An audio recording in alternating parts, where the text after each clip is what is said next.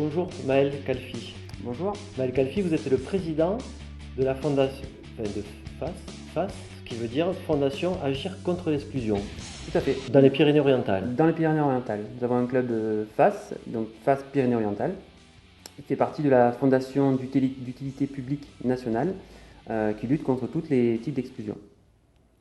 Voilà, vous représentez le club sur Perpignan ou le département? Il y a un Alors, club par département? Il y a Comment ça un se club passe? par département et nous représentons donc l'ensemble du club sur tout le département. D'accord, donc les adhérents sont forcément dans le département. Voilà, tout à fait. Vous êtes en compagnie de Jérôme Fernandez, qui est Bonjour. votre vice-président, Exactement. Bonjour. et lui qui cherche justement des adhérents. On cherche à développer le club. Aujourd'hui, on est victime de notre succès. Donc, on cherche à s'étoffer et à trouver encore plus de bras. D'accord, donc on entend parler de vous pas mal dans les médias, et le journal catalan Adhérer vient juste d'adhérer, c'est tout frais, enfin, je ne sais même pas si c'est officiel, ça n'a peut-être pas été enregistré encore par les ordinateurs. Ça y est, c'est fait, on s'est C'est vrai. déchargé. Bon. Vous faites partie du club et on est très content de vous accueillir. Voilà, parce que pour nous c'est important, c'est d'actualité on va dire, non? Depuis toujours, c'est un sujet d'actualité ou pas? On s'est rendu compte en parlant avec la direction que nous partagions les mêmes valeurs, les mêmes idées. Donc à partir de là, il n'y avait qu'un cap à franchir et nous venons de le franchir ensemble. Parce que quand on entend discrimination, on fait souvent l'amalgame avec racisme, c'est pas forcément, c'est pas la même chose, parce que la discrimination, elle vient elle est à plusieurs niveaux, enfin je veux dire, c'est pas qu'une question de couleur, d'ethnie, d'origine. Alors au sein du club, on a identifié une vingtaine de critères qui effectivement, comme vous le faites remarquer, sont à la fois le sexe, c'est le premier qui vient à l'esprit, l'origine raciale, mais il y en a tout un tas d'autres comme le handicap, comme l'âge, tout ce qui peut être discriminant à un moment donné quand on recherche de l'emploi ou quand on est en entreprise. D'accord, donc vous traitez tout cela, je vois 20 critères, donc activité syndicale aussi, donc l'âge, l'apparence physique, l'appartenance à une religion, une nation, une race, bon enfin les races n'existent pas, mais une religion, La l'état de grossesse, santé le aussi, la patronyme. santé. C'est vrai qu'aujourd'hui, quand on a le sida, il vaut mieux pas en parler à l'entreprise, hein, Exactement, à ses tout à fait. collègues. Et il faut savoir que ces 20 critères sont 20 critères qui sont reconnus de manière légale.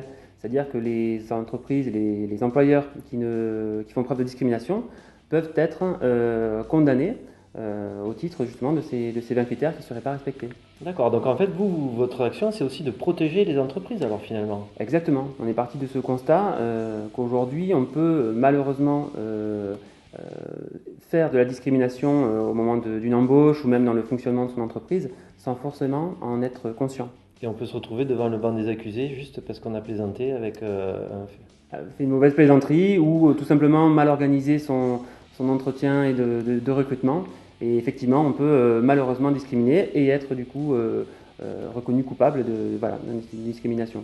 Parce que c'est un sujet délicat aussi, ça. Où est la différence entre la plaisanterie et la discrimination qui est punie par la loi? La différence est toute simple, c'est celui qui va la vivre à un moment donné qui va pouvoir la faire. Est-ce qu'il se sent humilié ou pas, quoi? Un collègue qui va plaisanter sur les mœurs d'un autre collègue se rendra peut-être pas compte de l'impact que ça peut avoir sur celui dont il est en train de se moquer. En fait, au sein du club, on agit à plusieurs niveaux. Il y a à la fois une sensibilisation en entreprise, comment éviter. Ensuite, il y a une réglementation qui est de plus en plus complexe et on essaye d'accompagner les entreprises pour faciliter tout ce qui touche justement à la discrimination et qui est encadré. Donc il y a une phase de sensibilisation, d'accompagnement, de formation. On se rend bien compte qu'on a besoin d'être formé sur ces sujets. Donc on intervient à tous ces niveaux. D'accord. Vous faites des conférences, des choses comme ça Oui, tout à fait. On essaye d'apporter en fait des solutions innovantes pour répondre justement à tous ces problèmes de discrimination. Donc tous les ans, on organise un colloque où on fait venir des intervenants, ou alors on peut avoir également des ateliers avec des tables rondes. Ça se passe où en général? Alors on est souvent gentiment hébergé à l'hôtel d'agglomération de Perpignan. Comme ici aujourd'hui? Exactement, tout à fait, où notre bureau se trouve également, puisque nous sommes dans les locaux de l'Agence de développement économique. Et donc l'hôtel d'agglo nous héberge dans sa grande salle de conférence et nous permet de monter ce grand colloque. Cette année, le critère que nous avons choisi est le lieu de résidence. Donc là aussi, ça peut être discriminant pour quelqu'un qui cherche un emploi. On intervient également auprès des écoles où on fait de la formation et de la sensibilisation. Il y a un colloque qui marche très très bien qu'on a pérennisé depuis le départ, avec 3 collèges notamment sur Perpignan qui sont très demandeurs et on a toujours de très bons retours après ces interventions. Je vois sur le bureau mention spéciale du jury Festival Off 2015, c'est quoi? Alors tous les ans, enfin, c'est la 4e année consécutive, on participe au Festival Off, donc du Festival Visa Off, qui est un festival de photos. Et donc tous les ans, en fait, sur le critère qui est traité au courant de l'année, on essaye de monter une exposition. Donc cette année, c'était, comme vient de dire Jérôme, le lieu de résidence, pardon. Donc nous avons missionné un photographe qui nous a monté une expo avec 20 clichés qui représentent, qui mettent en scène les 20 critères de discrimination au sein du monde du travail. Très bien. Donc le journal catalan, à travers la SRL Le Gotha, vient d'adhérer. On va aller visiter un de vos adhérents. Vous avez la liste d'adhérents, elle est impressionnante. Et puis vous avez toutes les grosses entreprises du département, déjà à commencer par l'Aglo, l'agglomération Perpignan-Méditerranée, c'est bien ça, hein? C'est ça. Auchan, on va essayer de voir si la directrice d'Auchan peut nous recevoir. La CTPM, donc les transports en commun de la ville de Perpignan. Ce qui est intéressant, c'est qu'on a plusieurs types d'adhérents. Alors, ça peut être à la fois des entreprises... Oui, mais bon, voilà, quand je vois Veolia, RDF, c'est tous des grosses... Des entreprises au niveau national. Parce que... Après, de plus petites structures localement, ou comme moi... Je ne les cite pas parce qu'après, on va m'accuser de faire de la pub pour l'un et pour l'autre, alors que bon, les grosses comme ça, on s'en fiche un peu. Ouais, voilà, bon, c'est ça. Alors, ce que j'allais vous dire, c'est qu'il peut y avoir... Évidemment, il y a le journal catalan déjà, qui est une petite entreprise locale, bien connue. Petite pour l'instant. Avant de grandir. Bon, enfin voilà, il n'y a pas évidemment que de grosses entreprises, parce que la discrimination, c'est pas facile à dire, hein. Elle existe partout dans les petites et grosses entreprises. Et même les très petites entreprises, les TPE, Jérôme, comme moi-même et comme d'autres adhérents, nous sommes des très petites entreprises avec 0 ou même 100 salariés. Et malgré ça, en fait... Ça existe aussi là. Exactement. C'est là où on s'en aperçoit le moins finalement. Oui, et puis c'est peut-être là où le chef d'entreprise ne se rend pas compte qu'il a son rôle à jouer aussi dans la lutte contre les exclusions. Très bien. Vous avez quelque chose à dire aux habitants des Pyrénées-Orientales? Le vice-président, le président, un petit mot à rajouter? Oui, qu'au sein des Pyrénées-Orientales, il faut que tout le monde sache qu'il y a un club qui est là et qui malheureusement a beaucoup de travail puisque aujourd'hui, et par les temps qui courent, il y a beaucoup de personnes qui sont victimes de discrimination et qu'on est là pour faire avancer les choses. D'accord, donc vous cherchez des adhésions? Tout à fait. On a un club qui est sous forme d'association. Donc les entreprises peuvent venir adhérer. Il faut savoir que donc à travers cela, elles pourront adhérer à nos valeurs et lutter avec nous donc en montant des actions. Mais elles vont également recevoir de l'information, de la formation. Et de la protection aussi, moi je vois bien. Et de la protection, tout à fait. Parce qu'on va justement pouvoir les encadrer et leur apporter cette information qui bien souvent est à leur disposition mais qui ne savent pas forcément. Donc voilà, c'est une vraie protection qu'on peut leur apporter aussi. Merci Monsieur Calfi. Merci. Merci Monsieur Fernandez. Merci. Nous venons de quitter le centre du monde à Perpignan et nous sommes à Auchan, dans le rayon des produits locaux. Derrière moi, vous avez la directrice du magasin Auchan avec le président de FAS et son vice-président.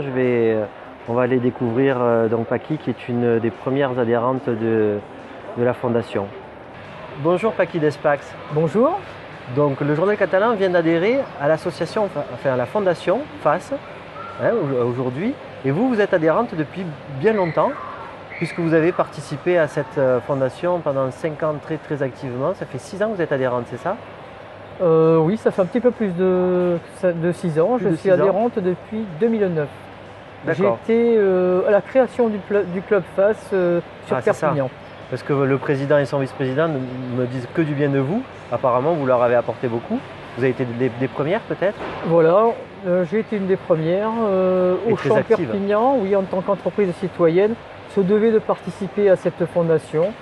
Donc pendant 4-5 ans, j'ai été assez active dans la fondation. J'ai accompagné des personnes pour la création d'entreprises, pour le suivi de recherche d'emploi. pour tout un tas de choses. Je me suis investi jusqu'à l'aboutissement de certains projets avec la Fondation. Alors vous l'avez dit, mais je n'ai pas fini de vous présenter parce que vous êtes la responsable d'Auchan Perpignan. Je crois que c'est le plus gros employeur du département, c'est ça? Voilà, je suis directrice d'Auchan Perpignan depuis 2007. Depuis 2007. Vous employez combien de personnes? J'emploie 700 personnes aujourd'hui et j'en ai employé un petit peu plus en 2007. Donc chez vous, il y a énormément de discrimination, c'est pour ça que vous avez dû adhérer à la Fondation? Pas vraiment, pas vraiment. C'est l'inverse? Voilà, j'ai adhéré parce que chez nous, nous avons déjà 19 nationalités différentes. Donc il n'y a pas de discrimination. Il y a plus de 30 métiers où on essaie de s'adapter au potentiel humain qu'on a dans l'entreprise. D'accord, donc c'est quelque chose qui, pour vous qui est important? Pour moi, c'est presque naturel, je dirais. Déjà, voilà. Oui. D'accord. Et vous voyez des fois entre employés de la discrimination qui voit le jour? Vous êtes proche de vos employés? Oui, bien sûr. Ça remonte? Comment ça se passe? Je suis proche des employés. C'est quelque chose que je ressens sincèrement pas dans l'entreprise. D'accord. Parce qu'avec presque 20 nationalités différentes, bon, il n'y a pas de discrimination. Auchan est une entreprise assez proche de ses salariés. Donc jusqu'à maintenant, j'ai jamais eu de souci à ce niveau. Bon ben voilà, on voulait récupérer votre témoignage, puisqu'on va sûrement faire la visite un petit peu des adhérents de la Fondation. Merci. Merci À vous, Paqui. Beaucoup.